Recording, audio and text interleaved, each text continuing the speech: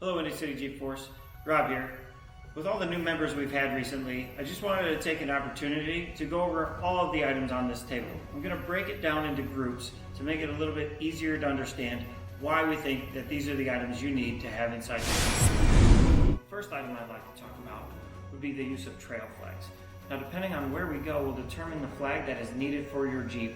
Places such as Badlands will allow you to run a small window-mounted flag like this, requiring no tools and easy storage to and from the trails. Other places such as Silver Lake Sand Dunes requires you to have a front-mounted flag that stands 10 feet from the ground. This simple two-piece design allows you to simply store it in the Jeep on the way to and from, screw it together when you're ready to hit the dunes, and then repeat the process on your way back home. The next thing we need to discuss for taking your Jeep off-road is to air your tires down. Now, I like to use these automatic tire deflators from JT Brooks. These are the Pro model. These have a collar that you can unscrew and adjust to set PSI. That's easy to read. Tighten the collar back down, put them on your valve stem, walk away. It does all the work. You can get the rest of your Jeep ready for off-road. Now, I also have an easy to read tire gauge. You want to have one of these handy in your Jeep for whenever you're airing down and airing your tires back up at the end of the day. We air our tires down for several reasons. First, it widens the footprint that our tire has, making it give you better traction on all terrain. Second, it softens up the ride for a far less jarring experience while on the trails. Next up on the table are the tools that are needed to disconnect the sway bar end links from your Jeep. Depending on your model, you may or may not need to do so. If you have a Rubicon, all you have to do is shift your Jeep into 4 low, hit the sway bar disconnect button on the dash, and you're ready to go. If you have a Sport or Sahara trim, these are the tools you're going to need to do that. Disconnecting your sway bar end links will allow your axle to fully articulate while off-road, as well as smoothing out the ride on the trails. So for that, you're going to need an 18mm box wrench or a crescent wrench. You're going to need an 18mm socket and ratchet, as well as a set of wire cutters and some zip ties to safely store your end links out of the way while we're on the trails. Here on the driver's side of the Jeep, you will see our sway bar and our sway bar end link.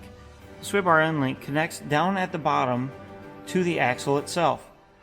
We will be removing the nut and the bolt from the lower part of this sway bar end link. Once those are removed, you will secure it to the sway bar using zip ties. If you haven't removed your sway bar end links prior to this, it is a good idea to spray that down with some penetrating fluid a day or two prior to removing them. This will ensure that you have a far easier time taking them off of the Jeep. That same procedure will be repeated here on the passenger side. The nut and the bolt will be removed from the lower end of the link, and the link will be stored here onto the sway bar with zip ties. At the end of the day, the zip ties will be removed, and the sway bar end links will be placed back down on the axle and tightened back down with the nut and bolt on both sides.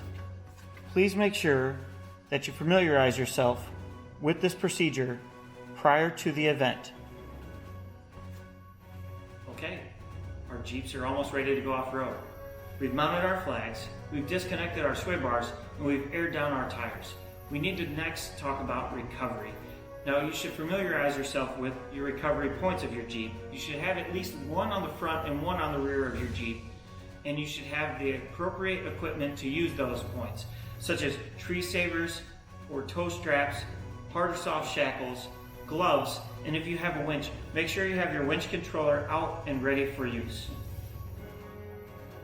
Next, let's face it, when you're out on the trails, the last thing you want to do is be separated from the group and be lost inside the woods.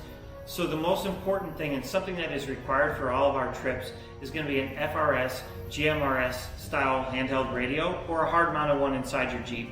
Having a radio like this allows us to be in communications constantly with the entire group that's out on the trails, keeping anybody from getting lost. It also allows for the trail leaders to have clear line of communication with the drivers while trying to navigate them through an obstacle. Okay, now that we've covered all of the basic stuff that you need to get off-road, let's talk about some additional things that you might want for our next adventure. Once you lift your Jeep and put some bigger tires on it, the factory jack becomes completely useless. A great solution for that would be something like this kit from SafeJack. It comes with a bunch of different attachments, giving you multiple places to lift your Jeep safely and securely while on or off-road. One more item for consideration should be your own dedicated air-up solution. That could be something as simple as a plug-in 12-volt air compressor, a power tank, or even an underhood mounted air compressor solution. Most of the places that we go to do end up having air-up stations, but nothing ruins a fun-filled day out on the trails like waiting for 20 to 30 Jeeps ahead of you to fill up your tires before it's your turn.